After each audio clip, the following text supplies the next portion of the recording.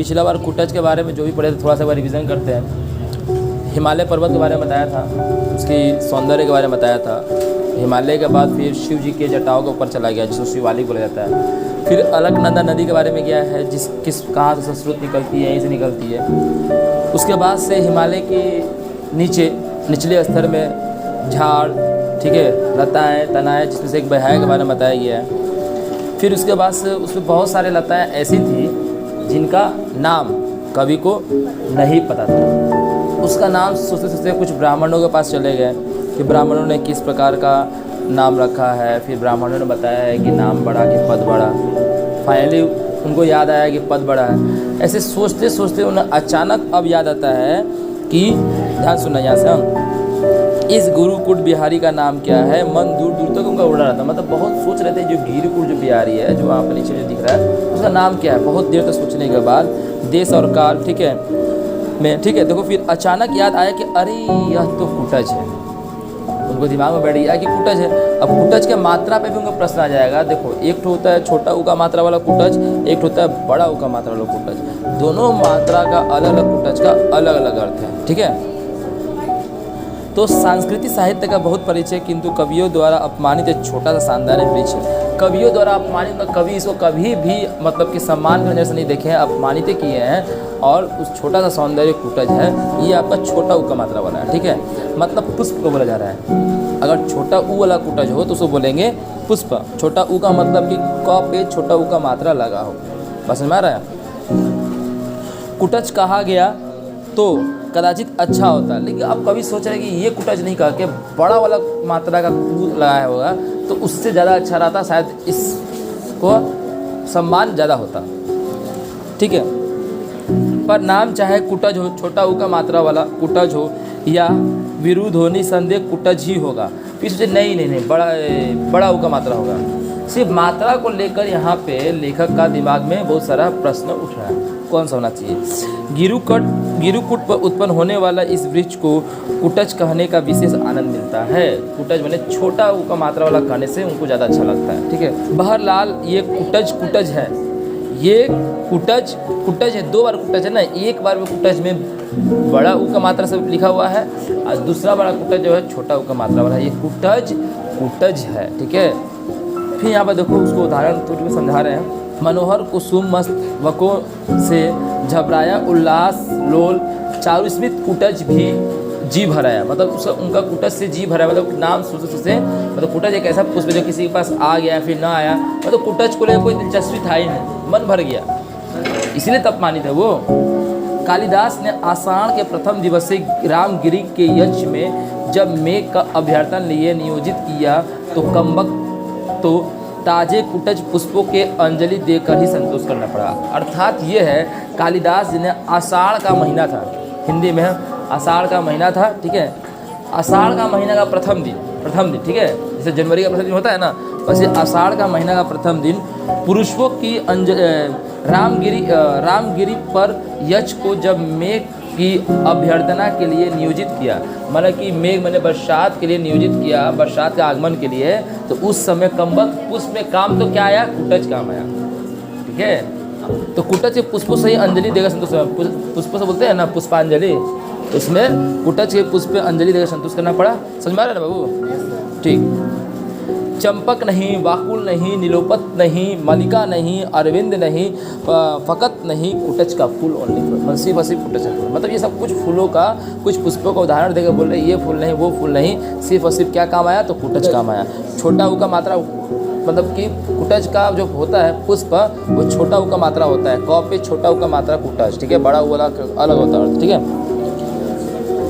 यह और बात है कि कुटज आज आषाढ़ का महीना नहीं है। अब यहाँ पे लेखक अपने आप को बोल रहे कि अलग बात है कि आज का समय आषाढ़ का महीना नहीं, मतलब आज का समय कब, जब वो पर्वत के नीचे खड़े होकर उन ब्याहों के बीच में उस कुटज के बारे में सोच रहे हैं। बस में आ रहा है, ये उनका प्रेजेंट हो गया, कवि के लिए वो प्रेजेंट हो गया, मतलब कि वर्तमान काल हो गया कि उसमें खड़े हो के उस पुष्प के बारे में सोच रहे थे। पहले तो उनका नाम नहीं याद आ रहा था, बाद में नाम याद कुटज है, तो बोल रहे कि अलग बात है कि आज का समय आषाढ़ का नहीं है। आषाढ़ का समय में कालिदास ने इसका पुष्पांजलि के रूप में उपयोग किया था, ठीक है। जुलाई का पहला दिन है, मगर फ़र्क भी कितना है। अरे जुलाई का पहला दिन है, शायद जुलाई का बाद आषाढ़ आता होगा, मार्च के महीने का फागुन बोलते हैं, ठीक है। बार बार मन विश्वास करने को आतुर हो जाता है कि यह बहाना मात्र है, ये सिर्फ बहाना मात्र है, ठीक है, जो पुष्प का वो उन्होंने उपयोग किया था।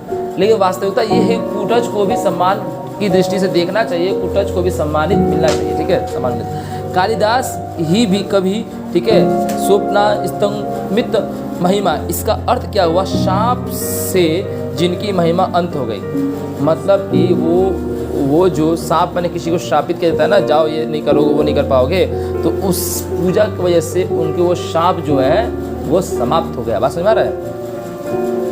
होकर रामगिरी पहुंचे थे उसी वजह से। रामगिरी करके क्या करवाए थे, यज्ञ करवाए थे ना।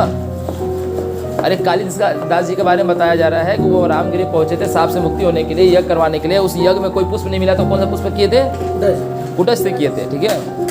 अपने ही हाथों से इस कुटज पुष्प का अर्घ देकर उन्होंने मेघ की अभ्यर्थना की थी। मेघ मैंने बादल की अभ्यर्थना की अपने हाथों से, ठीक है, कुटज की। शिवालिक की इस अंत्युचित पर्वत श्रृंखला की भांति, मतलब कि अब तुलना कर रहे हैं वो जिस प्रकार शिवालिक का जो ये पर्वत की भांति है, वो कालिदास जो कुटज का उपयोग किए थे उसी का तुलना करते हुए बोल रहे हैं, श्रृंखला की भांति ही रामगिरी पर ही उस समय और कोई फूल नहीं मिला। रामगिरी मतलब कि रामगिरी भी पर्वत का नाम है, गिरी मैंने पर्वत होता है, ठीक है, वहाँ भी कोई उनको पुष्प न मिला। पुष्प न मिला, मिला तो मिला क्या, कुटज। उसी प्रकार हिमालय के पास भी कोई पुष्प नहीं दिख रहा है, मिल तो क्या मिल रहा है, कुटज। कुटज एक अच्छा पुष्प है, जहाँ कुछ नहीं मिलता वहाँ कुटज मिलता है, ठीक है। कुटज ने अपने संपत चित्त को सहारा दिया था। बड़ा भागी फूल है, धन्य हो कुटज तुम गाढ़े के साथी हो। धन्य हो कुटज तुम गाढ़े के साथी हो, तुम सहारा का साथी हो, ठीक है, तुम मदद करने वाले हो, ठीक है। उत्तर की ओर सिर उठाकर देखता हूँ तो, मतलब लेखक उत्तर की ओर सिर उठाकर देखता हूँ तो सुदूर तक ऊंची काली पर्वत श्रृंखला छाई हुई है और एकाध सफ़ेद बादलों में बच्चे से लिपटे खेल रहे हैं। मतलब दूर दूर तक देखो, फिर से ध्यान देखना कि उत्तर की ओर अगर सिर उठा के देख, कौन उत्तर को सिर उठा के देख रहे हैं, अगर लेखक मतलब उस पर्वत के उत्तर की तरफ सिर उठा के देख रहे हैं तो सुदूर तक ऊंची काली पर्वत की श्रृंखला चाहिए, मतलब काला पर्वत श्रृंखला, खाली पर्वतों की श्रृंखला समझते हो ना, ऊंचाई छाई हुई है और एकाधिक सफ़ेद बादलों से बच्चे उसमें लिपटे खेल रहे हैं। मतलब पर्वत की श्रृंखला के ऊपर सफ़ेद बादल उस पर लगे हुए हैं, तो उसको क्या तुलना की, जैसे लग रहा है कोई बच्चा उसके सीने से लपेट के खेल रहा है। वो किसको बोला जा रहा है, बर्फ़ को बोला जा रहा है। मैं भी इन पुष्पों का अर्घ्य उन्हें चढ़ाता हूँ। मैं भी इन्हीं पुष्पों का, मतलब किन्हीं पुष्पों का, कुटज का अर्घ्य समझते हो ना, अर्पण करना, चढ़ाता हूँ। पर काहे वास्ते, लेकिन बुरा भी क्या है। देखो दोनों बात वो बोल रहे हैं, काहे वास्ते में क्यों चढ़ाऊंगा, फिर तुरंत मन में प्रश्न करे बुरा भी क्या है, वो भी तो एक पुष्प है, इसे बुरा भी क्या है।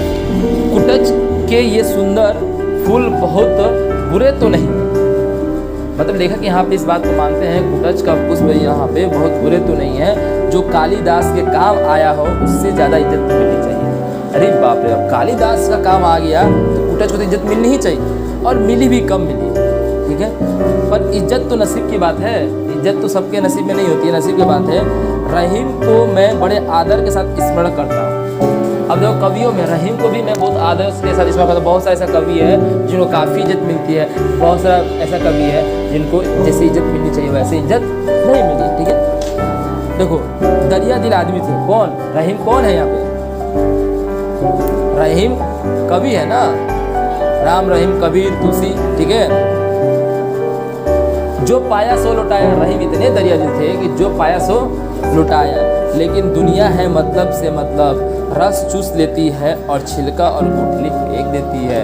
मतलब रहीम का उपयोग किया और छिलका और गुठली फेंक दिया। सुना है रस चूस लेने के बाद रहीम को भी फेंक दिया गया था। मतलब रहीम का भी ऐसा ही अवस्था हो गया था कि सभी लोग, समाज के लोग उनका मतलब उपयोग करके, जब उनका कोई काम के नहीं रह गए तो लोग उनको छोड़ दिया, ठीक है। एक बादशाह ने आदर के साथ बुलाया और दूसरे ने फेंक दिया। रहीम को एक बादशाह ने जब उनको कुछ चीज़ पे कविता लिखना होता था तो आदर के साथ बुलाया और दूसरे ने उसी चीज़ को फेंक दिया, जाओ तुम्हारा कोई दरकार नहीं है, ठीक है। हुआ ही करता है इसमें रहीम का मोल घट तो नहीं जाता, ऐसा हुआ ही करता है, इसमें रहीम का थोड़े ना इज्जत घट गया, ठीक है। उनकी पकड़ना मस्ती कहीं गई नहीं, अच्छे भले कद्रदान थे, लेकिन बड़े लोग पर भी कभी कभी ऐसी वितृष्णा सवार हो जाती है। मतलब कि ये तो बड़े बड़े लोगों पर भी हो सकती है, ठीक है, कि गलती कर बैठते हैं। कोई जरूरी थोड़े कि हम छोटे जैसे लोग ही गलती करें, बड़े बड़े राजा महाराजा भी गलती कर बैठते हैं, कोई ईश्वर थोड़े बन के आया है। मन खराब रहा होगा, लोगों की बेरुखी और बेकदरानी से मुरझा गए होंगे। मतलब मन खराब हुआ होगा, मतलब जो रहीम का इज्जत नहीं किया उनके लिए बोल रहे हैं। जैसे मान के चलो कोई भी इंसान अगर रहीम का उस समय इज्जत नहीं किया है, तो वहाँ पर उस रहीम का इज्जत न घट के उस इंसान को बोला जा रहा है कि मन खराब रहा होगा, उनकी काबिलियत को पहचान नहीं पाया होगा, ऐसे बोल दे रहा है। ठीक है, ठीक है। बेकदरानी से मुरझा गए होंगे, ऐसी ही मन स्थिति ने उन्होंने विचार कुटच को भी एक चप्पल लगा दिया। मतलब कि रहीम की तुलना किसे किए हैं? कुटच से। रहीम बड़े उपयोगी थे, लेकिन उनको उसका जैसा इज्जत नहीं मिला। वैसे ही कुटच भी बहुत उपयोगी है, लेकिन उसको भी उसके जैसा इज्जत नहीं मिला। इसी पे वे एक ठो कविता दोहा में लिख दिए हैं, वे रहीम अब विरक्ष कहाँ, वे रहीम अब कहाँ रहे। ठीक है, जिनका छा गंभीर, जिनके छा में लोग काफ़ी गंभीरता से रहते थे। समझ रहे ना, मतलब कि लोग काफ़ी मोटिवेशनल वो स्पीच देते थे, या फिर भक्ति का, ठीक है, या फिर रीतिकालीन का। ठीक है, बागन बीच बीच देखिए, मतलब बीच बीच में बाग को देखना, बगीचा को देखना। ठीक है, सेहुण कुटच करीर। ठीक है, सेहुण मतलब कि सेहुण मतलब कुटच, जैसे किसी को आड़े रखना, कुटच करीर, कुटच जैसे संभाले रखना बगीचा में। ये एक दोहा है। ठीक है, मतलब कहा, मतलब अर्थ ये है कि कुटज अदना सा विरक्ष हो, मतलब कुटज एक अलग सा कम मात्रा में पाया जाने वाला। कुटज अदना सा मतलब छोटा सा विरक्ष हो, छा ही क्या बड़ी बात है। उसके लिए तो जैसे कुटज जब पेड़ हुआ, पौधा हुआ, इतना ही बड़ा होगा, मान के चलो, वो छा क्या देगा? छा एक बड़ी बात है उसके लिए। ठीक है, फूल क्या? कुछ भी नहीं। अब कुटज में फूल क्या है? कुछ फूल का नाम कुछ भी नहीं है, बस पुष्प ही है। ठीक है, अब देखो, छा लिए ना सही, लेकिन फूल के लिए तो कुछ सामान होने चाहिए।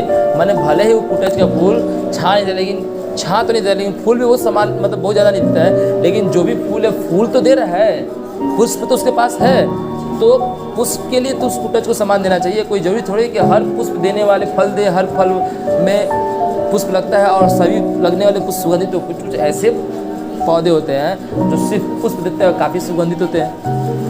तो पुष्प के नाम पे तो कुटज को इज्जत मिलनी चाहिए कि फूल है, फूल के दर्जा में रखा गया है ना उसको। बस समझ रहा है, समझ रहा है। देखो, ये तुलना की है यहाँ पे रहीम को लेकर। ठीक है, फूल के लिए कुछ सामान होना चाहिए, मगर कभी कभी कवियों का मूड खराब हो जाया करता है, तो गलती बयां शिकार हो जाते हैं। कभी कभी मूड खराब हो गया, वो गलती मतलब उनका मूड खराब होने से वो मतलब कि कुटज कवियों का खराब मूड का शिकार होता है। मतलब समझ नहीं है, मतलब कुटज के तारीफ में कुछ लोग लिखे ही नहीं, यही नहीं होता है। जैसे मेरा मूड खराब हो गया, तुम बहुत अच्छी लड़की हो, तुम अच्छा पढ़ती, मैं फिर भी तुमको मार दिया, मतलब तुम्हारी काबिलियत तो पहचाना नहीं, समझ में आ रहा है। तो कभी कभी कवियों का भी मूड खराब होता है, अपनी गलती बयानी के शिकार हो जाया करते हैं। फिर बागों के गिरिकुट बिहारी कुटज का तो क्या दुख है, फिर वो जो गिरिकुट जो कुटज मिला उसका क्या दुख है, समझ में, उसको इज्जत नहीं मिली। अब देखो यहाँ से यहाँ तक ले जो भी हम लोग पढ़े हैं, कुटज का मतलब पढ़े हैं, कुटज को सम्मान क्यों नहीं मिलता है। अब हम लोग पढ़ेंगे कुटज का वास्तविक अर्थ। यहाँ पे कुटज क्या है, कुटज की तुलना किससे किससे की गई है। कुटज में कूट नाम का शब्द छुपा होता है। कुटज जो तोड़ेगा तो क्या बोलेंगे, कूट प्लस ज। अब देखो, कुटज अर्थात कूट से पैदा हुआ। अब देखो, कूट का मतलब क्या होता है। कूट का मतलब दो होता है इसमें भी। एक कूट जो घड़े को भी कहते हैं, और दूसरा कूट जो कूटनी को कहते हैं, जो बात को लहराता है, चुगलीखोरी। कूट घड़े को भी कहते हैं, हाँ। और देखो, कूट का घर को भी होता है। देखो, कूट घड़े को भी कहते हैं, घर को भी कहते हैं। कूट घड़े से उत्पन्न होने वाले, ठीक है, घड़े से उत्पन्न होने प्रतापी अगस्त्य मुनि भी कुटज कहा जाता है। मतलब कि कुटज एक मुनि का भी नाम था। घड़े से उत्पन्न होने वाले प्रतापी अगस्त्य मुनि, इनको भी कुटज कहा जाता है। समझ में आया, क्लियर। घड़े से तो क्या उत्पन्न हुए होंगे, कोई और बात होगी। अब कब लेखक यहाँ खुद बोले घड़े से कोई उत्पन्न थोड़े होता, कोई और बात होगी, बस कुटज नाम रखा गया होगा। संस्कृत में कुटहारिका और कुटारिका दासी को कहते हैं।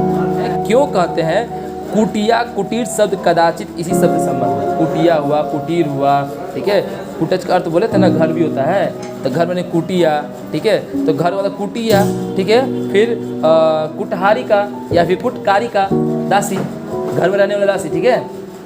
तो कदाचित इन्हीं से उत्पन्न हो गया है। क्या इस शब्द का अर्थ घर ही है? मतलब हम लोग क्या पढ़ रहे हैं, कुटज का वास्तविक अर्थ मतलब क्या होता है, ठीक है। घर के काम काज करने वाले दासी कुटकारिका कहलाती है, कुटहारिका कही जा सकती है। पसंद में आया? एक जरा गलत ढंग की दासी कुटनी भी कही जाती है। अगर दासी बढ़िया नहीं रही तो कुटनी भी लोग कहते हैं, कुटनी कहते हैं ना, बड़ा कुटनी है। संस्कृत में उनकी गलतियों को थोड़ा अधिक मुखर बनाने के लिए उसे कुटनी कहा जाता है। मतलब कि हिंदी में सिंगल ट नहीं, कुटनी, संस्कृत में कुटनी, डबल ट, आधा ट पूरा ट, तो समझा ना संस्कृत में। और अच्छा जैसे मान के चलो हम लोग हिंदी में आग बोलते हैं, संस्कृत में अग्नि बोलते हैं, समझ में आया ना, ठीक है, कुटनी कहा जाता है। अगस्त्य मुनि भी नारद जी की तरह ही दासी के पुत्र थे क्या? अब जैसे नारद जी भी दासी के पुत्र थे, इससे स्पष्ट हो गया, लेकिन क्या अगस्त्य मुनि भी थे? घड़े से पैदा होने के कारण तो कोई तुक ही नहीं है। अब नहीं सोचिए, घड़े से पैदा होने का कोई तो प्रश्न नहीं दिखता है, न मुनि कुटज के सिलसिले में न फूल कुटज के। फूल गमले में तो अवश्य होते हैं, पर कुटज तो जंगल के सैलानी।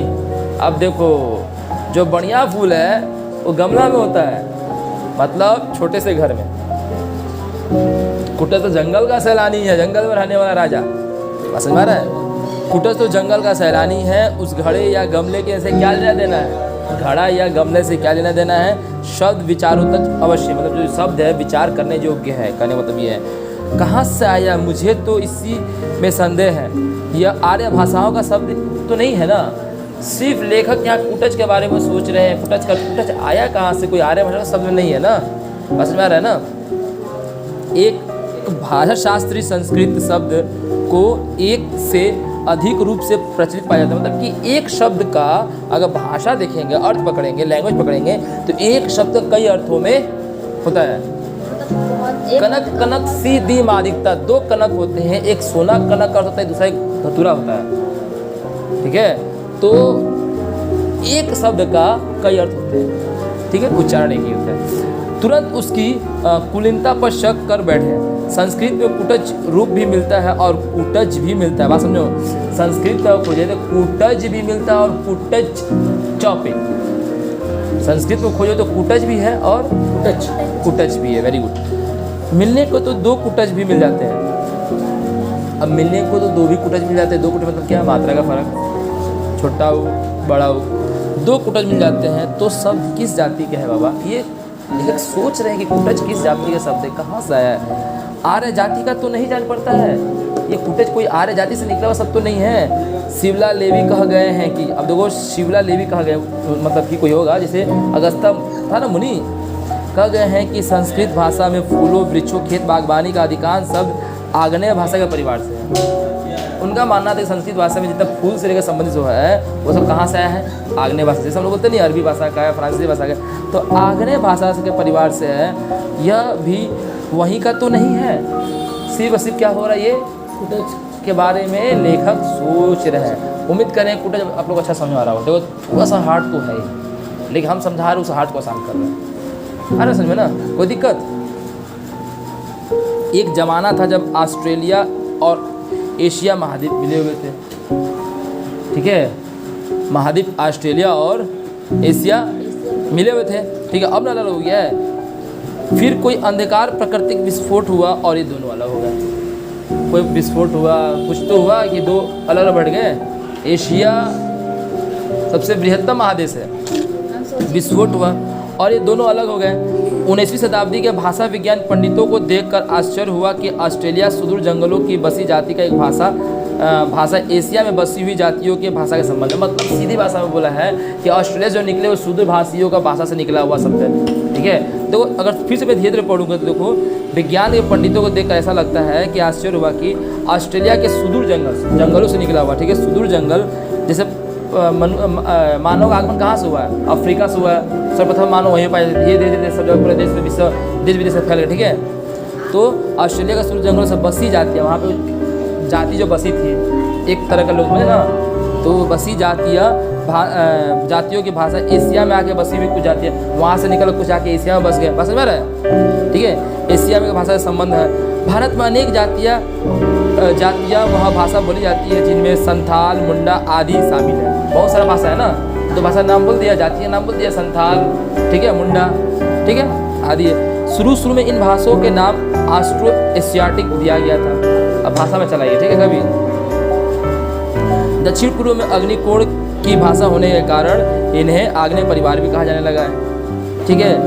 अब हम लोग भारतीय जनता के वर्ग को विशेष में ध्यान रखकर पुराने साहित्यों का स्मरण करके पोल परिवार का भाषा कहने लगे। मतलब जब भारत जब अलग हो गया तो पोल परिवार का भाषा हम बनाने लगे, ठीक है, जो लोग बोलते थे।